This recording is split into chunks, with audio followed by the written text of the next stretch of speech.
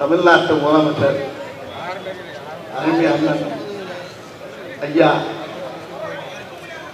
முதல்வர் ஸ்டாலின் அவர்களுக்கு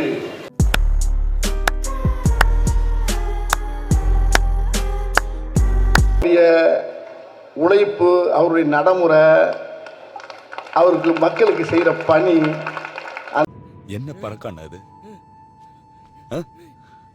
என்ன பழக்கம் இது? என்ன பழக்கம் இது? விமர்சனங்கிற பேர்ல எவ்வளவோ எரிகல்ல வந்து விழுகுது. பூரா சிக்ஸர் அடிக்கிற மாதிரி அடிச்சு அடிச்சு அடிச்சு அடிச்சு அடிச்சு தூக்குறது. என்ன என்ன எழவி அது? என்னையா ஒரு அளவு இல்லையா? சுத்தி ரவுண்டு கட்டிக்கிட்டே இருக்காங்க. ஓ, நீ அப்படி வரியா? ஒரு முதலமைச்சர் இன்னைக்கு அவர் இல்லைன்னா இந்த தமிழுக்கு இன்னும் கேடு வந்திருக்கும்.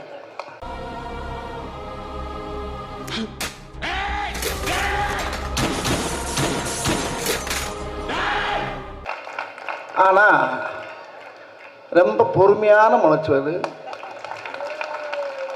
அதே நேரத்தில் பொறுமைக்கும் ஒரு அளவு இருக்கு. என்னங்க எனக்கு ஒண்ணுமே புரியல. அதுதானப்பா எனக்கும் புரியல. நம்ம முதலமைச்சர் அது கொஞ்சம் இவரை பார்த்து பொறுமையே கடுப்பாயிருச்சு. இப்ப என்னென்ன சொல்றான் பாருங்க. கம்பி கட்டுற கதையெல்லாம் எழுத்து போடுறாங்க. இவ்வளவு பொறுமையாவா இருக்கிறது ஒரு மனுஷன்? ஆனா அண்ணன் பொறுமையா இருந்துகிட்டே அடிக்கிறாரு பாருங்க. மக்களுக்கு செய்ய வேண்டிய பணியை செஞ்சுக்கிட்டே இருக்காரு, போயிட்டே இருக்கு. யாரா நீ இவ்வளவு டேலண்டட் ஆகுற? சாவுற நேரத்துல கூட குபீர்னு சிரிப்பு வர மாதிரி ஜோக் அடிக்கிற. You are really a God gifted child. பாருங்க. மட்டும் இல்ல, அதுக்கு அடுத்து வந்திருக்காரு பாருங்க டெப்டி சிஎம். போதும் லிஸ்ட் பெருசா போய்கிட்டு இருக்கு. உதயநிதி சார் அவர் அதை விடுங்க, வேலை நிறைய இருக்கு. உனக்கு வாய் ஜாஸ்தி. உனக்கு தள்ளி போச்சா? அதனால இந்த இயக்கம் வந்து 75 ஆண்டுகளா பயணம் பண்ணிக்கிட்டு இருக்கு. வெறும் ஹேட்டு தான் இருக்கு. இவன் அவனை திட்டுறான், அவன் இவனை திட்டுறான், சண்டை போட்டு சாவுறாங்க. ஒரு ஒரு ஒற்றுமையே இல்லை. இப்போ இடையில ஒன்று கிளப்பி விட்டாங்க, சொல்லக்கூடாது இருந்தாலும் சொல்லிட்டு ஆகணும். ஒன்றும் செய்ய வேணாம். தமிழ் மொழிக்கு சின்ன ஒரு ஆபத்து, அது வழக்கம் போல வந்துகிட்டா இருக்கு. ஓ, நீ அப்படி வரியா? இந்த வாட்டி தமிழ் மொழிக்கு சின்ன சின்ன எல்லாம் கேள்விப்பட்டிருப்பீங்க. நான் சொல்றேன், காக்கா காக்கா மாதிரி தான் கத்துது. உனக்கு எரியல, எரிச்சலாவே இருக்கு. எனக்கு என்னமோ நாள் முழுக்க எரிச்சலா இருக்கு. அது தாய்மொழியில இல்லையாண்ணே? அண்ணே உங்களை தான் கேட்கிறேனே, இங்க பாருங்க. காக்கா காக்கா மாதிரி தான் கத்துது, அதோடைய தாய்மொழி.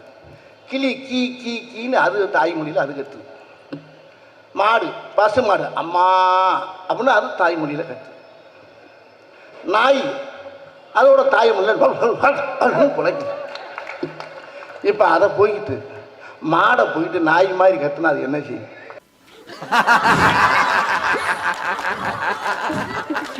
சாம்பார் ஆப்பு. எனக்கு யாராரும் எதை கத்துக்கணுமோ கத்துக்கிட்டோம், கட்டாயப்படுத்தாதீங்கயா. உங்களை கையெடுத்து கும்பிடுறேன். ஆனா எவ்வளவு வன்மம் உள்ள இருக்குன்றத தெரியுதுடா இதுல இருந்து. எப்படா தெரியல நீங்க அவ்வளவுதான். அது என்ன இருக்கு? அது வேற எதுக்கு யூஸ் ஆகும், நம்ம அதுக்கு யூஸ் ஆகும் போயிடலாம். இங்க அப்படி இல்லை. சின்ன சின்ன வார்த்தை கூட அர்த்தம் இருக்கு, அடையாளம் இருக்கு, எல்லாம் இருக்கு. அப்படி தங்கமான மொழி. நான் அரசியல் பேசல, அரசியல் கிடையாது. எரிச்சல் வருது உனே. நான் கெட்ட வார்த்தையில திட்டி போயிருவேன். அப்புறம் பெத்தம் கொதிக்குது உன்னை பார்க்க. இதுதான் எத்தனையோ பள்ளம் வரும், மேடு வரும், அத்தனையும் தாண்டி அடிச்சு ஜெயிச்சு போயிட்டே இருக்கும். வர்ற 2026லயும் இதேதான். ஆமா, போயிட்டே இருப்போம். அவர் ஜெயிப்பாருங்க.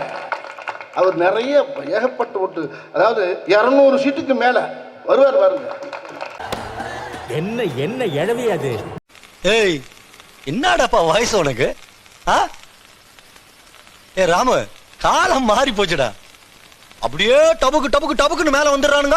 சந்தோஷமா good night, sweet dream. I love you.